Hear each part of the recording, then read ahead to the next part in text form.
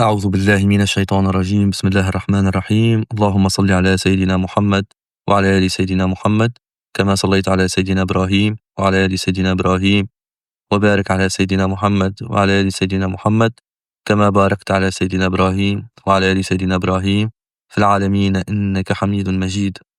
By the barakah of Sidi Shaykh Mohamed Faouzi al-Karkari قدس الله سره. Notes from a lecture from November 2024, part 3. Before starting this video, I would like to say that this work would never have seen the light without Sidi Shaykh. If something is wrong, it will be from myself, and everything that is correct is from Sidi Shaykh. A disciple asked about actions if performed by a disciple cause the Shaykh to love him and be pleased with him. In the preceding part of this lecture, Sidi Shaykh referenced the hadith of the Wali in which Allah subhanahu wa ta'ala states, "My servant continues to draw near to me through supererogatory acts of worship until I love him." He explained that such acts are limitless. Sidi Shaykh further emphasized that the disciple should not speak about their deeds or past actions, as this behavior will render their actions unacceptable. In this part of the lecture, Sidi Shaykh continued his response. He stated that God elevates both the action and the doer of the action. Both return to the Lord of the action, and this is the meaning of for God, Lillah. Sidi Shaykh further observed that when a person speaks of their actions, they effectively burden themselves with the negativity of the entire universe, perceiving oneself as positive, leading to viewing all others as negative. He declared that such a person knows nothing, and that even mentioning the secret is meaningless in this state. He noted that some individuals believe that reciting their understanding amounts to an achievement, but this is not so. He explained that some people even discuss Sufi concepts like love of God and annihilation in God without being Muslims or monotheists.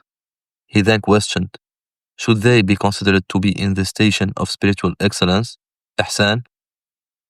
He then reminded that the beginning of the station of Ihsan is the Ha of the divine name, and one cannot reach Ihsan without placing their foot in the Ha of the divine name, without understanding that they have no existence, that they are wandering in a whirlpool, wandering in a niche, wandering in an infinite, and reaching the one who placed them in the Ha of his name.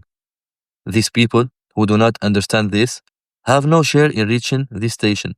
If they have no share in the beginning, how would they have a share in the ending?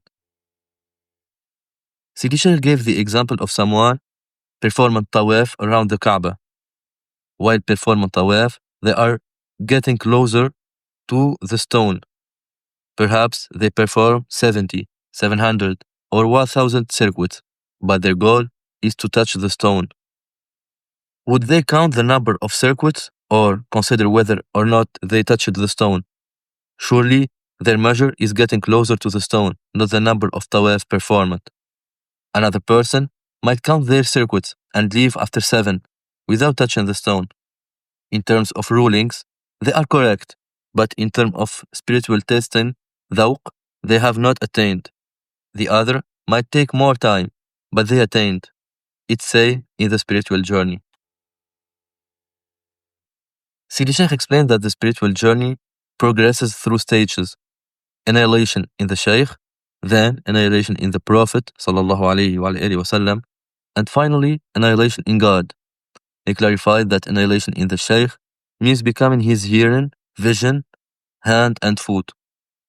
Merely performing the litanies, al-awrad, is not considered annihilation in the Shaykh. Rather, it is simply applying the rules established by the Shaykh. Sidi Shaykh clarified that the underlying question concerned not performance of litanies, awrad, but rather pleasing the Shaykh and being loved by the Shaykh.